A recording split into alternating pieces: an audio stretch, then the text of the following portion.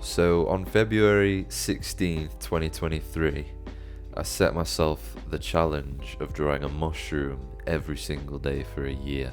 I did this because at the time I was really trying to get better at drawing. I really was set on wanting to do illustration work. I just really felt like my drawing chops were not up to scratch. You know how you compare your work to others and you just think, oh my god, I've got so far to go.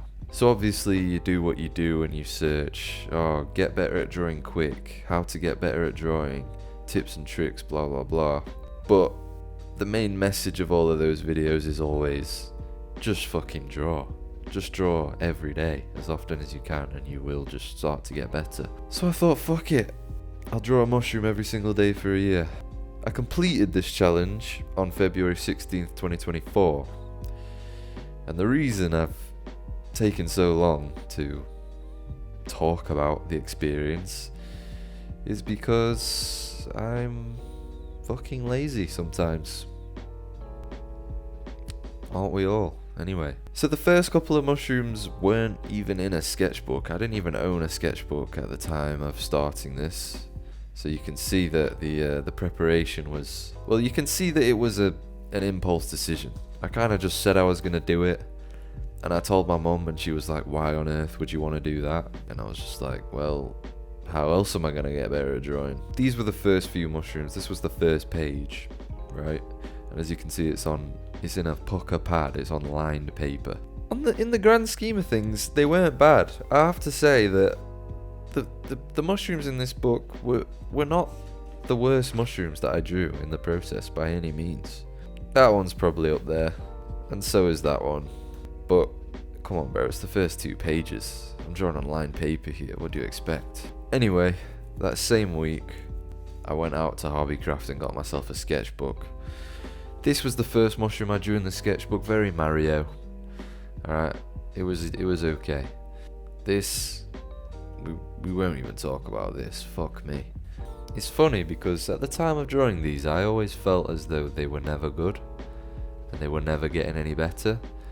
But as I'm flicking through the book, looking at the progression, we were definitely getting better. It was definitely a worthwhile exercise. So this one marks the end of the first month, and it just looks the same as the ones in the book, to be honest. There is something about drawing on paper that's very authentic. I'm very much a digital artist. I started out as a digital artist. I was pretty uncomfortable with drawing on paper, because I'm so used to that Control Z, that sweet Control Z, boy. Oof, that undo. Bro, one time, yeah, I think I dropped something, and my hand went to press Control Z, bro. Like, just in real life, I wasn't even using a computer or nothing. I tried to undo my actions in real life. That's how much I relied on that fucking button. Yeah, there's no redos. Obviously, you have a rubber. You can only use a rubber so many times before things start to get a bit messy. So it definitely taught me to take more care when drawing, I suppose. And that's very valuable, because it's definitely transferred over to my digital art. I think the carefulness and things like that. I used to spend like multiple days on sketches, like, I don't know, 2-3 hour sessions over a couple of days, whereas I get a sketch done in about an hour and a half now. So I think it probably improved my speed and just my quality of lines. Now, you may notice that occasionally there's multiple mushrooms in one drawing, and that's because on some days I missed the deadline, I suppose, so they would stack up and then I'd do them all, at once. So say if I missed a couple of days, I would have to do 3 on the next day that I drew. So really the title of the video should be called I Drew 365 Mushrooms in 365 Days. But fuck it. It certainly challenged my discipline, this exercise, because believe it or not, you don't always feel like drawing a mushroom. I'd always do it when I got back from work, just first thing. And if I didn't do it as soon as I got back from work, I just wouldn't do it. And then some days, obviously, you forget or things come up, or there's a bundle of excuses I'm sure I could give. I think this might be the worst one. This is awful.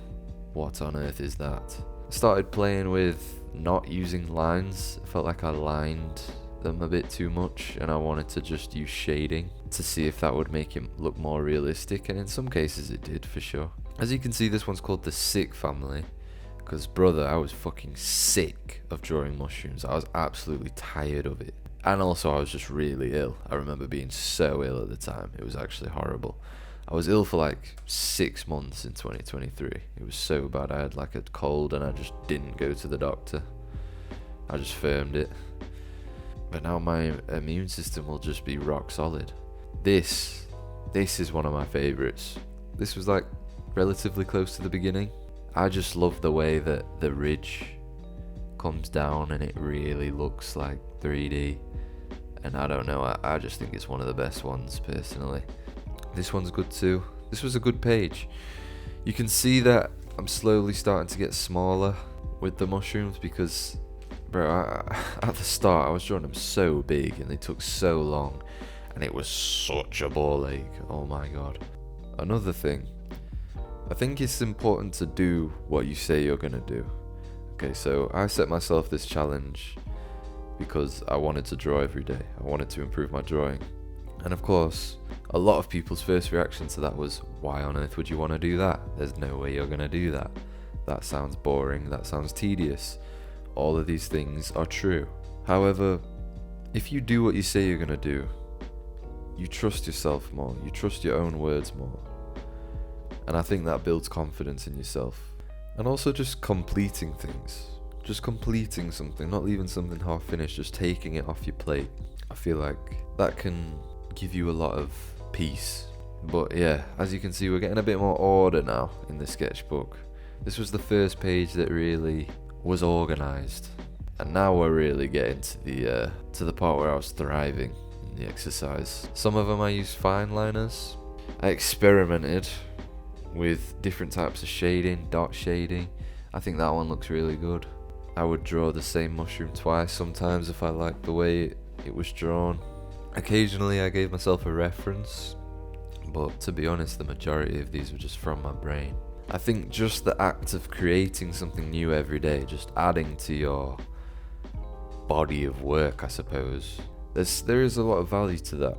Keeping your fingers warm, keeping your pencils warm, reinforces those connections in your brain. And it's just, well, if I get home, draw my mushroom, I haven't really done much else that day, at least I can say I've done that. That one's cool. I really like that one. So about here we're getting to the halfway point in the challenge, and we can see clear improvement. One thing I will say, I don't know how much this exercise actually improved my ability to draw in general, but it most definitely improved my ability to draw mushrooms. I don't think I will ever not be able to draw a mushroom. This is just hardwired into my system now. I'm gonna like pass this on down to my kids or something. It's my nature now.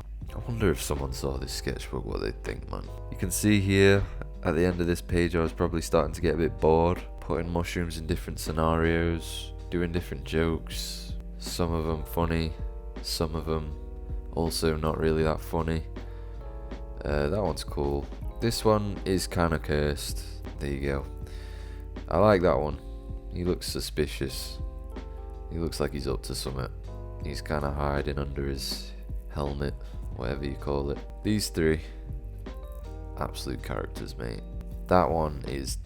This one is one of my favourites for sure. You can see I was struggling on this day. Oh. Turning over to this page, you can really see where I'm just starting to get the system down, understand shading, making things look really nice and stylized and sketchy, and utilizing different darknesses, making things stand out. So yeah, I do actually have no doubt that it did make me better at just drawing in general. It wasn't just isolated to mushrooms. This one is one of my favorites. I think that looks so cool. But it's funny because when you draw things at the time, I really remember just not being that happy with many of them. This one's one of my favourites, that one is one of my favourites, and these are the last few mushrooms. This is the last one. I thought I did something, but I really didn't. It was kind of anticlimactic. We'll run through my absolute favourites now. I'll give a top 5 in no particular order. These are probably my 5 favourites. These are probably the worst 5. Oh, as you can see, another day of struggling. This wasn't even a mushroom. This was just a middle finger. I was going through it clearly. Would I recommend doing this? Yeah, I think I would.